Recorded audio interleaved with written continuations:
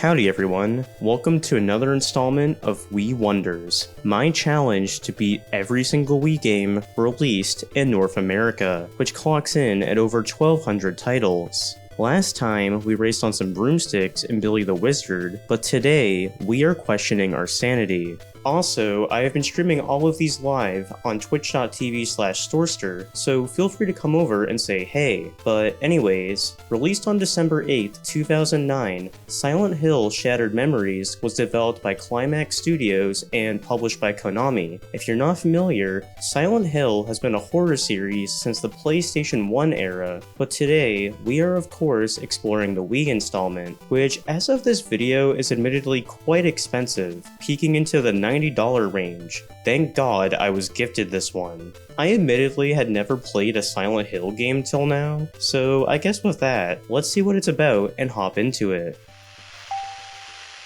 Upon booting this up, I get a psychology warning that explains that this game profiles you as you play, and is supposed to create your own personal nightmare.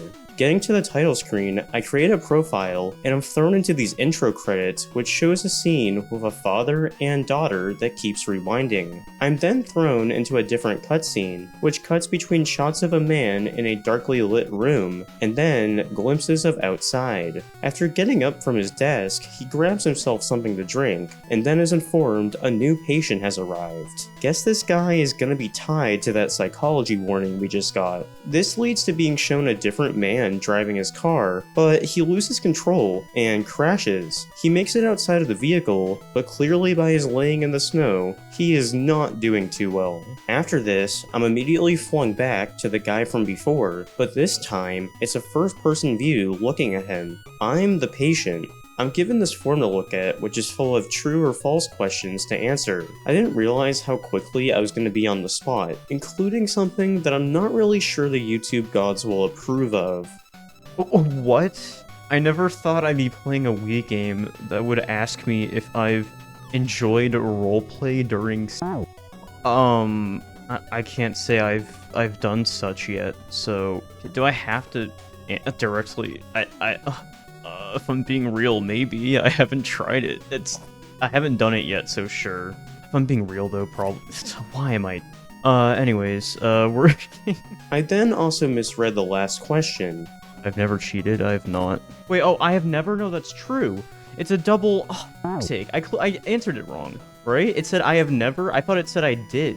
Can I go back on that? No, I can't. I just told the game I cheat on people because I don't know how to read the word never. Well, wrapping our meeting up for now, I'm brought back to the previous car scene, and the man, whose name is Harry, keeps calling out for someone named Cheryl, which over time we can piece together is Harry's daughter. Now it's time to finally properly play. Exploring this nearby junkyard, I learned the basics of controlling Harry. With this being on the Wii, we move our flashlight by pointing around the screen, which I have to admit works smoothly here. I finally stumble into this building, and after some exploring, I'm taught how to grab a hold of objects, which is done with the A and B button. I use it here to open this locked door and get back outside. I'm then shown that I can run as well, with the Z button on the nunchuck. After playing with some items in yet another building, like this tape recorder, I try to exit through a different door, which is also locked. The game here teaches me that sometimes I need to look around nearby to find ways to open doors. Not too long later, we put this into practice. I find these cans that I can individually shake, and find out a key was hidden inside one of them. This gives us access to another nearby door, which allows us to explore further outside territory. I end up waddling into this diner and encounter a cop at one of the booths. Harry explains to her that he's looking for his daughter after a car accident, and honestly, the cop is quite rude and assuming, but before we can talk further, our phone rings, but immediately disconnects. Anyways, the cop bails and starts to leave us, and now we have access to using a cell phone, which will be used quite a lot in the rest of this playthrough, as you'll come to find out. So I walk back outside and learn there's a GPS system on our phone that can be accessed to see maps. I do come back and use this quite a bit at times, including now, where I'm given a point to walk towards. I also learned that the phone can also reveal a separate layer of reality through the camera, and I eventually take a photo that reveals a child I could not see otherwise. I get a voicemail, and I can't hear it at all. We will come back to that issue eventually. Traversing around the empty town, I get a call on my phone that is seemingly from Cheryl, and once again, we start to see the town morph, getting completely iced over. I finally find a door that I can open, and this ain't looking too good. I very quickly find a new friend when peering around the corner, and then even more appear. We will be seeing these creatures all throughout. This is the first of what I would dub monster sections of the game, where you're being constantly chased by these fleshy beings, and your goal is to basically get the hell away. Different potential routes will be shining in blue, such as ledges that you were able to climb, and to be honest, I had a lot of trouble making my way through here. I was repeatedly trying to find the proper way out of this area, but I eventually just ended up getting destroyed by the creatures. I was reminded by the game that I can use the GPS to make my way through, but it was kinda hard to balance looking at that and navigating my way through. I basically had to make my plan before properly moving, because I can't run when I have my phone out. Half an hour into starting this section, I finally ran into something new. I have access to emergency flares. In certain places, you can grab one of these and basically create a temporary barrier between you and the creatures. I was still struggling here, but I eventually used the flare to my advantage, and I finally made my escape from the creatures. As a reward, I meet the psychologist once more, and have my brain picked further. This interaction was not quite as shocking as the first, but I at least wasn't bombarded with a form to fill out this time. I instead had to color, kinda hard to properly do with the Wii Remote here. Leaving that, I met with a cutscene of Harry outside of a house. We quickly learned that this was Harry's house, but others seem to be living here now, and they say they've been living there for quite a while. Harry understandably gets quite upset, and after ending the conversation, the previous cop conveniently arrives. This leads to the cop offering to bring us to the station to figure out this whole dilemma. Eventually, the cop pulls over to check where we are, and we are now on our own. I struggled to figure out what I was supposed to use, but eventually I use the nunchuck to move around the car,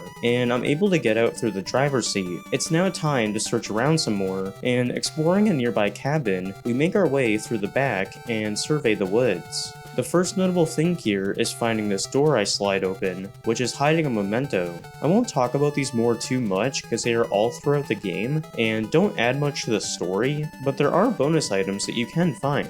With enough walking, I finally get to a wall I can climb, and then yet another building to search. This entire area is quite dark, and really keeps things tense. I didn't find too much there, so I made my way back out. I randomly get a call from the officer, and after not getting anywhere with that, Harry concludes that we need to get back to town. We eventually find yet another place to walk inside, and once again, it's time for the entire world to freeze over. Making our way back around the cabin and back out the front, oh god, there's more creatures. It's time to run. I eventually run into a room that has this toy piano with different animals, and I'm really confused here, cause I got a voice message, but I still couldn't hear any of them. I eventually figured out that this is because the sound for such by default comes out of the Wii Remote speaker, and then after some more tinkering, found out how to play the audio through the actual game. Now the animal sounds can truly be heard. But a lot worse quality.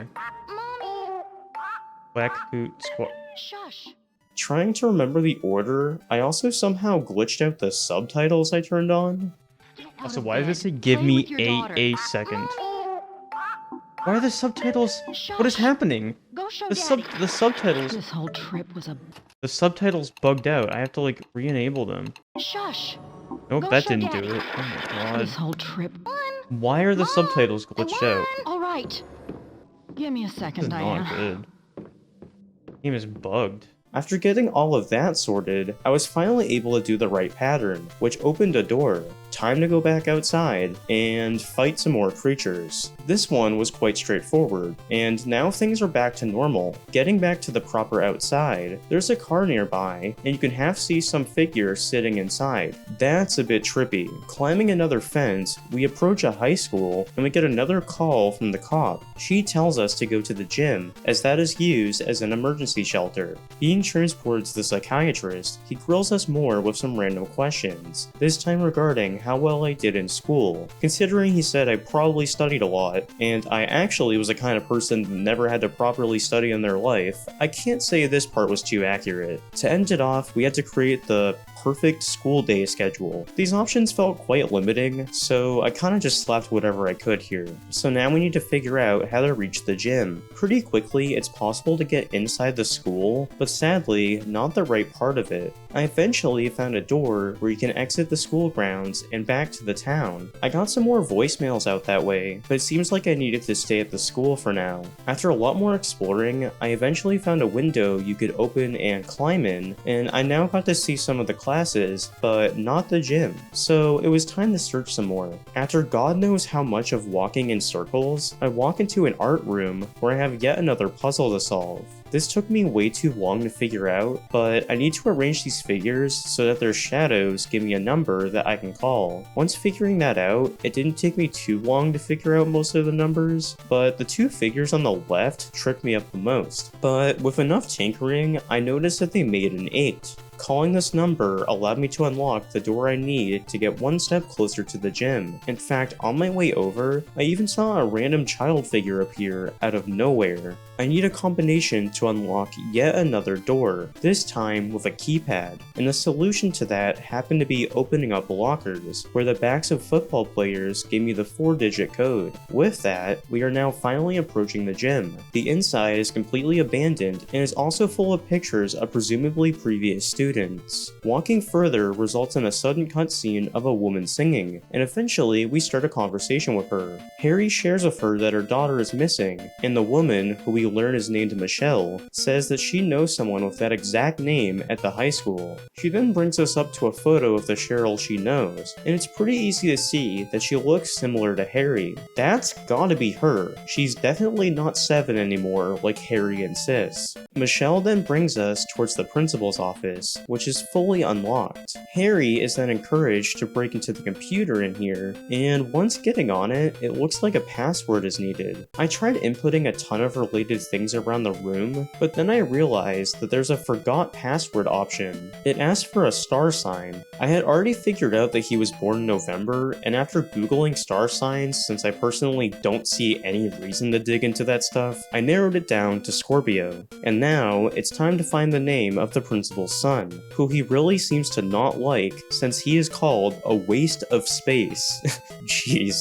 A drawing nearby reveals the name as Otto. Lastly, I need to figure out the principal's preferred sport. Finding a prize for a racquetball? That must be the answer. A new password was given, and now the computer can be accessed. Harry figures out that indeed, that is his Cheryl. He leaves the room to call Cheryl, but sadly, it's not her on the other line. It's someone else telling him to leave them alone. And that gives us yet another frozen over section of the game. This made for a good stopping point for me. Returning for another session, I spent quite a bit of time in this section. This clip about sums it up.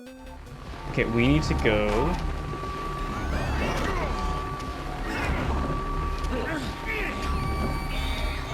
Okay, you guys are gonna kill me. Okay, cool. Nope, I didn't get that in time. Continuing to fight off creatures, I finally reached a room that progressed the story with a new voicemail. It hints at needing to take photos, so I naturally take my phone out for that, and I also got a list of locations. It took me an embarrassing amount of time, but I needed to take my phone out around these different locations and go to a specific area to activate it. Figuring that out, I was able to go to all these places, and that gave me a new message, and yet another door to open. We run into Michelle again, and Harry shares that he wants to make it over to where his daughter seems to live now. Michelle says she could give him a lift, and they walk towards the car that is located at the club that she works at, which leads to quite the conversation. Getting to the club, we go inside, and while Michelle is on the phone, we are allowed to wander. Being able to play with many of the things inside one of the rooms, keys are found hidden behind a window curtain. Heading back with the keys, Harry has a quick drink with Michelle, and Harry has yet another shocking revelation. We'll be at Simmons Street soon. You'll see your daughter and your wife. Everything will... Wife? Sure, you're married, right? I saw your ring. Harry? Suddenly I feel sick. Oh my god. I'm going to clear my head. Looks like he is going insane once more.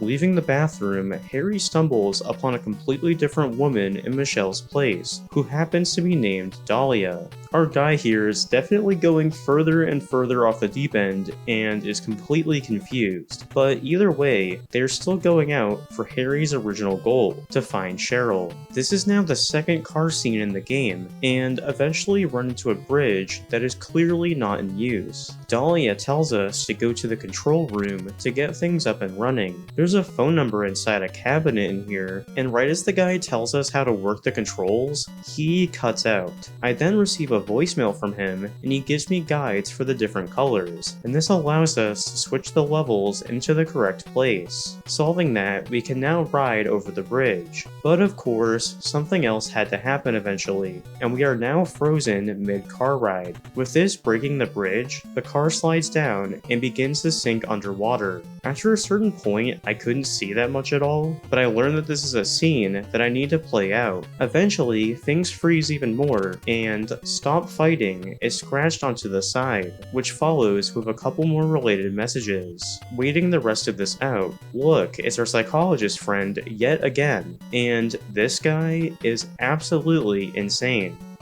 How would you like to die? No, wait. Let me Bruh. guess. You'd like to die having... No. He then makes us sort a group of photos based on whether they are sleeping or dead. I don't know who is more out of it at this point, this guy or Harry. At least we are told all the people in the photos were simply sleeping. I hope that's true. Thrown back into the game, Harry is being pushed in a wheelchair by the cop from earlier, and mid-conversation, the world freezes for the who knows what number time, and we must wheel Harry out of here until he falls down some stairs, but apparently he can walk just fine now. Time to fight some more creatures. Oh, hello everybody. What is up? Yeah, I don't want hugs today. I'm not in the hugging mood. Alright. Once more, I got a bit stuck here, and I decided to use the help of the internet, cause I wanted to use the map, but it was hard to do that on the phone mid-game. Call that cheating all you want, but it finally led me to the next indoor area I needed to visit. Up ahead, there are some brief flashing lights, and if sensitive to such, I advise you to look away quick until I say the word interesting. We are now in the ER, or what's left of it, and my light is going absolutely crazy, and the only thing we can mess with here is the radio. Interesting. I get a voicemail referencing said radio, and then I see there's a poster with top hits. Playing with the radio, I finally find a station I can listen to, and it gives me a number to dial. It tells me for the final digit, I can request a song, which coordinates with the top hits we just found. I start to go down the list, and each song seems to just lead to immediate static. Guess I need to find the right one. I tried number 4, and... But this one's actually playing.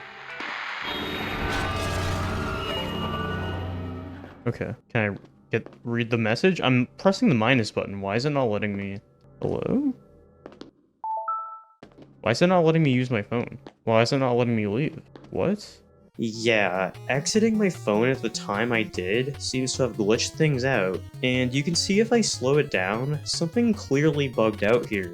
After messing with it a bit more, I found yet another feature of this bug. Apparently this is a known bug. I'm... Wait, huh? Huh? Huh? What the f- I can't do anything though. Huh? This game is broken. What is wrong with this game? Apparently, this is an issue that very much has happened to more people than just me. And sadly, I seem to just be soft-locked here. And do you know what that means? I have to restart from wherever my save file is. Great game. You want to know how far back I got sent? Where I was an hour ago. The good news though is the fact that I now knew what to immediately do this time and didn't get lost, so it only took me around 20 minutes to get back. I really did waste that much time looking around. Having to redo this part was still frustrating, but it could have been worse, I suppose. I got to the same radio song as before, and fortunately the game seemed to function just as usual this time. During the rest of this run, I save a lot more often. I don't think you can blame me. Moving further inside, we run into a crying woman who appears a bit banged up. After finding out her name is Lisa, we walk all the way back to her apartment. After some conversation, she isn't feeling too well and requests we grab some medicine from her bathroom. We find something for her and bring it back out. With her going to sleep, we are flung into the psychiatrist again. To be honest, I have zero clue what he is talking about at all this time, but then he makes me rank these statues in terms of least to most guilty. With that over with, it's time to leave the apartment. Immediately after leaving it, I checked my phone and looked at who called at the same time. I guess we are going back to the apartment to check on Lisa, and yeah, she's definitely not with us anymore. If things couldn't get any worse, the cop is also present. Right as Harry starts to be more interrogated, everything freezes once more. Our next location of interest is a mall nearby, and like everything else, it's fully abandoned. And again, we are now running from the creatures. Getting far enough inside, things finally unthaw, and I explore some of the empty shops. I spent quite a lot of time fiddling between this safe with a combination lock, as well as this toy train. I went in circles a bit, and when coming back, I eventually realized there was a key just sitting right in plain sight.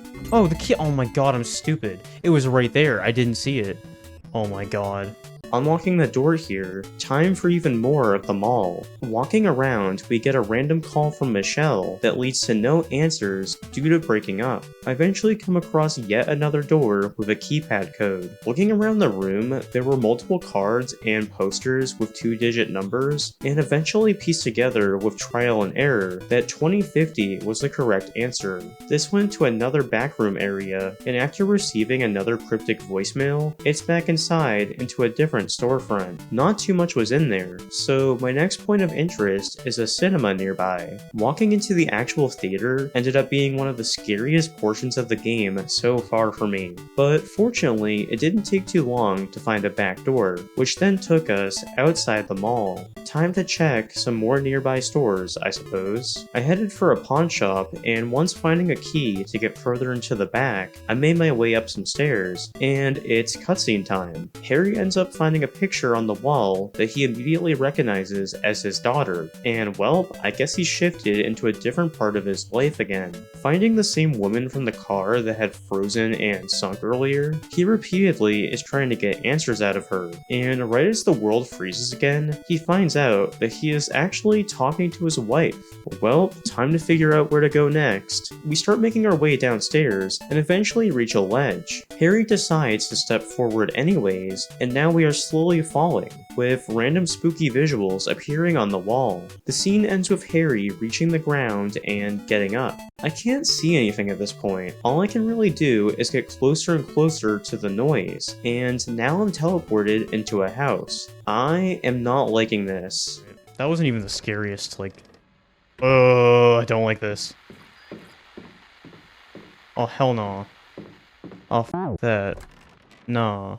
I guess we gotta keep going further down, and now I am stuck in what is pretty much a maze of doors, and these creatures are more of a hassle than ever. I really wasn't joking when I said this was a maze. I started going in circles, and these creatures were finding many ways to give me a scare. After enough time, I seemed to finally make the correct turn. This is new. Going down a whole new series of doors, it looks like we are at another ledge, so Harry repeats himself and falls. This is giving a bit of deja vu, but this falling down scene is for sure different. We are stuck in another seemingly dark void, and it's actually another maze. There are walls all around here, but you can't see too much of it through the darkness. This was a lot more simple than the last, fortunately, but now it's time for even more corridors of doors. Once more, this was equally as straightforward. In record time, we earned ourselves a new cutscene. And look who it is, our psychiatrist friend for the millionth time. And this time, he wanted me to place random people together as couples. Not much here.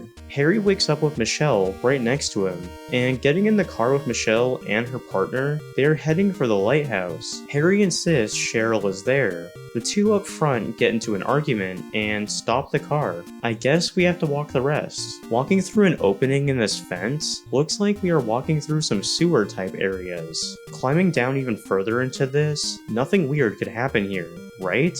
Well, the person Harry has been looking for this whole time finally calls. I'm very much... Jesus, okay. Cheryl? Scared by something that I'm not supposed to be scared by. Sweetie, I'm almost there. Bruh. Opening up some more doors, there didn't seem to be much more happening underground. Now it's time to explore some more shops outside. Eventually, we approach the bar, and look, it's Michelle. I guess she is now single. Anyways, she tells us that in order to reach the lighthouse, we will need a boat to cross the lake. Before we can do much more, the psychiatrist gives us another task that I don't really need to dig into. Walking down the road, we stumble into an amusement park. I eventually see a wall I can climb, and we are now in an abandoned tunnel ride. With the swan rides here, this immediately puts me back in spooked territory, and it did not get any better. Oh my god. Jesus Christ. Holy shit. Oh my god, that actually scared me. After receiving another voicemail, I guess it's time to go back out. Not too much else to see here. Nearby, I find a boat to walk into, and once again, look who it is. I guess they are spending the night together. When Harry wakes up though, it's back to everything being frozen. Walking back out of the boat, the lake is frozen over as well. It can simply just be walked on. While starting to do this, Dahlia rings us up and tells us to come back. But it's too late. We are so close. All I can do is walk closer and closer to the light, and I suddenly get ambushed by some creatures. But I trudge forward. I eventually reach a point where I'm screwed. I can't get these guys off me. It's over. Fortunately, that was part of the game. The lake suddenly unfreezes itself, and it's now time to swim through the snowy waters. Every so often, Harry looks down and sees people that are presumably frozen under the water.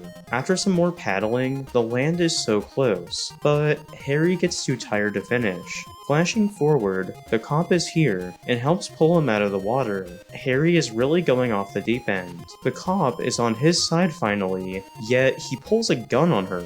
The cop eventually shares that when looking through files, Harry Mason supposedly died in the car crash 18 years ago, and tells him to look in the lighthouse for any further answers he needs. Getting inside, we stumble into our unhinged psychiatrist friend. It's quite confusing at first, but with enough time, we figure out that we are now from the perspective of Cheryl, and he's telling us that the father was made up this whole time. He's dead. All of this absolutely broke my brain. The game ends with going back to Cheryl when she was younger, and that's basically it. Credits roll. So that wraps things up. That was Silent Hill Shattered Memories. Let's get into my overall thoughts about the game. Despite a few hiccups I ran into, the game as a whole was quite enjoyable, and that ending really does shake up your brain a bit. This was no doubt better than the last few games I played before this, and I decided to give this an overall rating of 7 out of 10. It's not a perfect game by any means, and some people say this isn't really a proper Silent Hill type game, but either way, for the Wii, this is really impressive.